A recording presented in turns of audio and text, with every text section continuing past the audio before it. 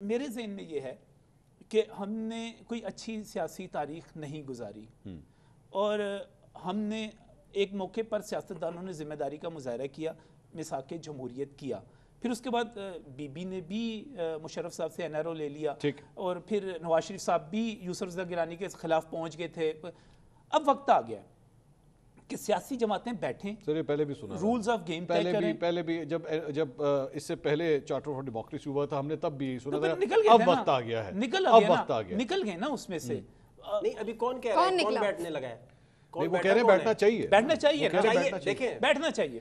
लेकिन फाद भाई प्रॉब्लम ये है कि खान साहब कहते हैं या पीटीआई कहती है हम तो एस्टैब्लिशमेंट से बात करेंगे, वो कहते हैं हम तो नहीं बात करेंगे, हम किसी से बात नहीं करेंगे। ये है कौन, इनकी औकात क्या है? दीज आर द वर्ड्स, ये मेरे नहीं है, ये उनके अल्फाज है। ये कौन है? ये इनकी तो औकात ही कोई नहीं है, ये तो सारे फॉर्म 47 वाले। अब आप जब एक सियासी रहनुमाओं को इस तरह ट्रीट करें, आपका इख्तलाफ होगा, मैं कहता हूँ फॉर्म 47 के ही हैं, बात तो फिर भी इनसे ही करनी पड़ेगी ना।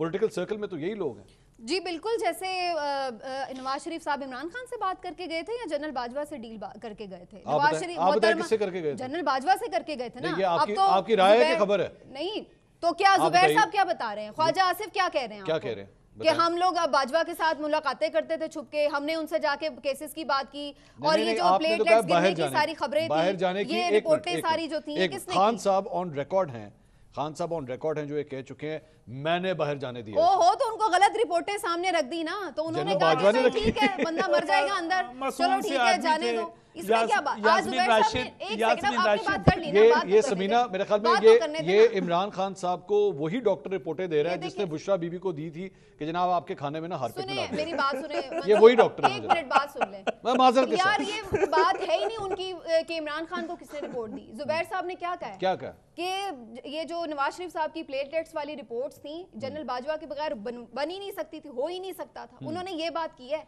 वो घर के भेदी खुद बता रहे हैं सब कुछ छोड़ने के बाद। और क्या आप इतने नहीं, अगर तो भेदियों की बात माननी है ना, नहीं अगर तो देखें, अगर तो भेदियों की बात माननी है फिर बाकी भेदियों की भी बात माने। आप ओन चौधरी की भी बात माने, आप रेहान की भी माने, सबकी माने ना। फिर आप क्या ये बात मानेंगे कि नवाज शरीफ को बाहर निकालने के अंदर जो है इमरान खान साहब और एस्टैब्लिशमेंट का हाथ था?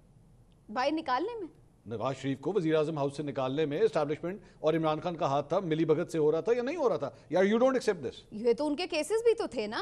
मुझे तो ये मैं इस बात को तो मानती हूँ कि एस्टैब्लिशमेंट का किरदार जरूर था, लेकिन इमरान खान उसमें क्या थे? वो चीफ जस्टिस थे, वो चीफ जस्टिस थे, वो चीफ जस्टिस कहते थे, वो चीफ जस्टिस थे या वो कौन थे, या वो आर्मी चीफ थे, वो कौन थे? वो कठपुतली थे उस वक्त, वो खुद आके बैठ गए थे क्या वज़ीर आज़म? ये मामला ट्वीट डेल होने से शुरू हुआ और जिस वक्त इमरान खान जब नवाज शरीफ पर केस चल रहा था ना, तो साइमल्टेनियसली इमरान खान पे भी चल रहा था, ये भी याद रखिए। और वो बरी हो गए थे, तो जहांगीर तरीन पकड़े गए। तो अब यानी ये जरूरी है कि दोनों मारे जाएंगे यार, जो क्लीन होगा वो करेंगे। एक खबर दूं आपको, 29 नवंबर 2024, कौन सी डेट? 29 नवंबर 2024, 2 साल पूरे हो जाते हैं। फिर देखिएगा कि क्या क्या स्टोरीज बाहर निकलती है। ठीक है, वेट कीजिए। 2 साल किस चीज को? आप काउंट करेंगे। अच्छा लेकिन एक चीज बताइए, लेकिन मैं सर 2 साल के बाद शायद आगे 4 साल हों। जी फाद सर, आप बहुत डीप जाके इन्वेस्टिगेट करेंगे तो आपको पता चलेगा कि जनरल बाजवा की एक्सटेंशन जब सुप्रीम कोर्ट में उठाई गई तो वहाँ से फिर क्या निकला था।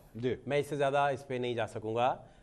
उसकी बुनियादी रीजंस हैं कि कुछ लोग अभी भी पावर में हैं और सिटिंग हैं, इस वजह से सिविल की बात कर रहा हूँ। सिविल में कुछ लोग इस वक्त भी जुडिशरी में वो प्यूनी जज हैं, वो उस बेंच का हिस्सा थे, मंसूर अली खान। तो वो फिर बात हम जब डिस्कशन करेंगे तो बड़ी दूर तक बात जाएगी। डेफामेशन अभी नया नया बना है, हालांकि अजहर सदीक साहब ने उसे चैलेंज करवाया, पता नहीं उसका क्या बनता है। दूसरा वो जो 5-0 से 2 सहाफ़ी और भी चैलेंज करने जा रहे हैं। राजा रियाज ने भी किया हुआ है, हमारे सीनियर सहाफ़ी हैं, उन्होंने भी किया हुआ है। 2 सहाफ़ी और भी करने जा रहे हैं। कौन कौन जा रहे हैं जी? भाई उसमें से एक स्टूडियो में बैठा है, आगे चले। खान साहब आगे अच्छा, खान साहब भी जा रहे हैं। डेफामेशन को जा रहे हैं? नहीं, डेफामेशन को तो आप जा रहे हैं, लेकिन ये जो ऑर्डिनेंस लाई गवर्नमेंट, नहीं मैं वो coming back to the topic, मेरा असल पॉइंट जो जहाँ से बात स्टार्ट हो रही थी वो ये थी कि ये कह रही थी कि जी एस्टैब्लिशमेंट नहीं करती बात तो ना करे।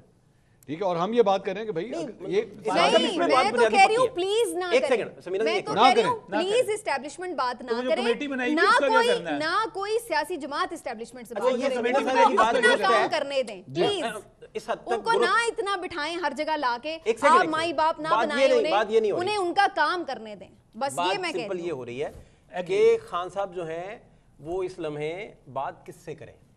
क्या वो नवाज शरीफ से बात करें?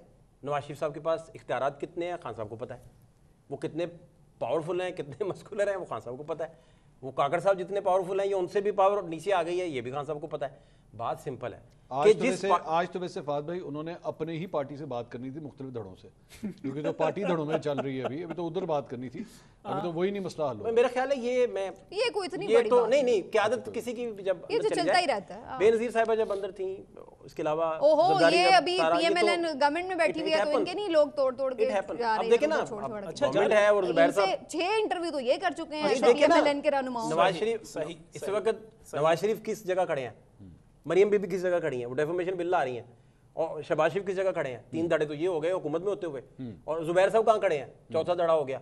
तो ये बात नहीं है, बात ये है कि जब आप लीडरशिप किसी की भी वो कंडेमेबल है, गलत है किसी की लीडरशिप आप अंदर दे दें,